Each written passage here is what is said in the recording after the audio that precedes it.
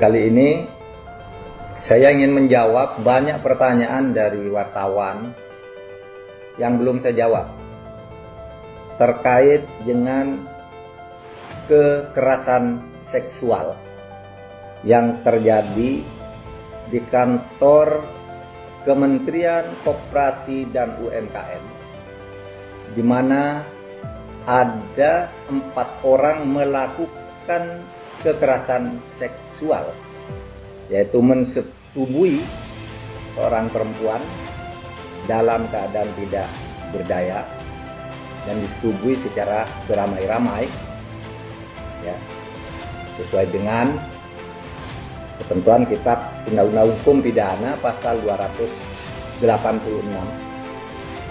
yang diancamkan. Nah, itu tiba-tiba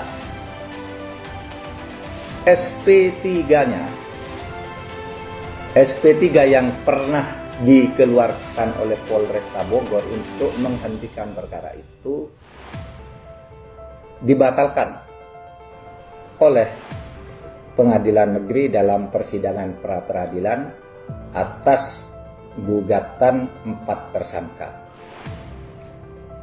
Kami melalui rapat koordinasi tadi menyatakan menghormati vonis hakim atas gugatan pra-peradilan dari 4 tersangka pelaku,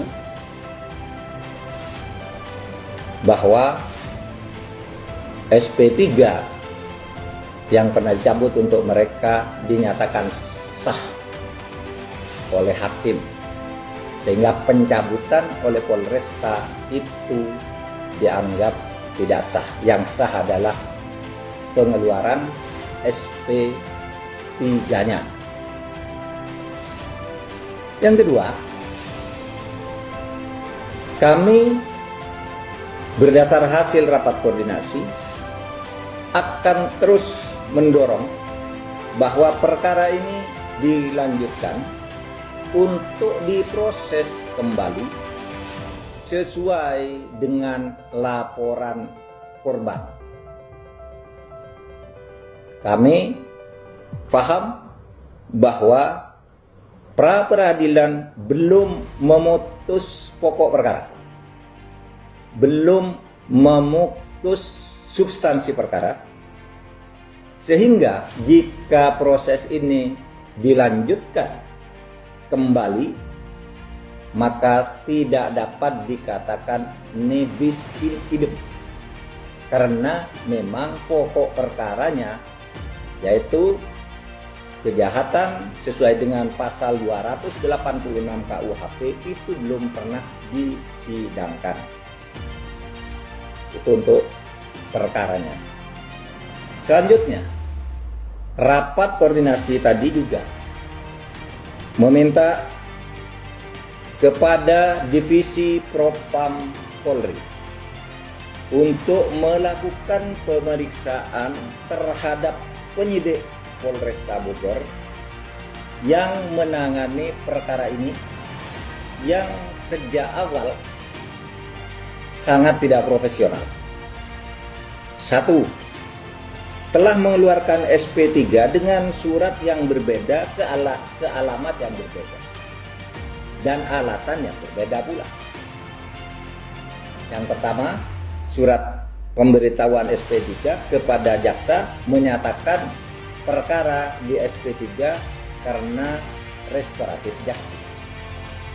Tetapi surat pemberitahuan kepada korban menyatakan SP3 dikeluarkan karena tidak cukup bukti. Satu kasus yang sama diberi alasan yang berbeda kepada pihak yang berbeda.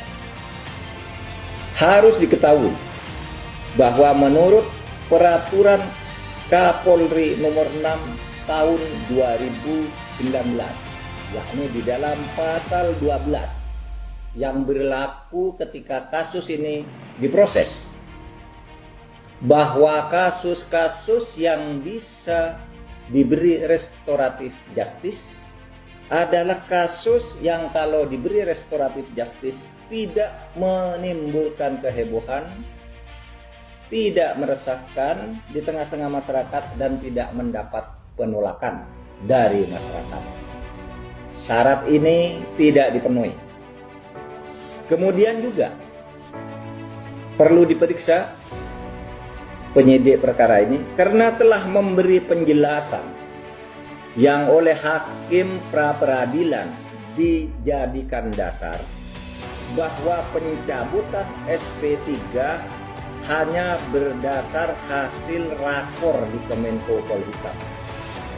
Sebab dalam faktanya rakor di Kemenko Polhukam itu hanya menyamakan persepsi bahwa penanganannya salah, sedangkan pro justisianya, yaitu agar dibicarakan melalui gelar perkara internal di Polresta Bogor, itu dilakukan.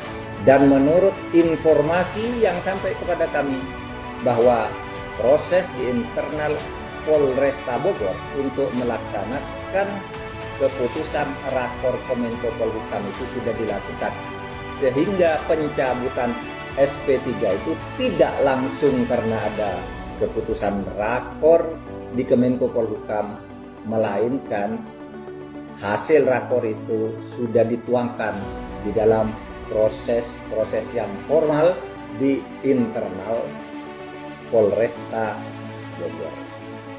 Terima kasih.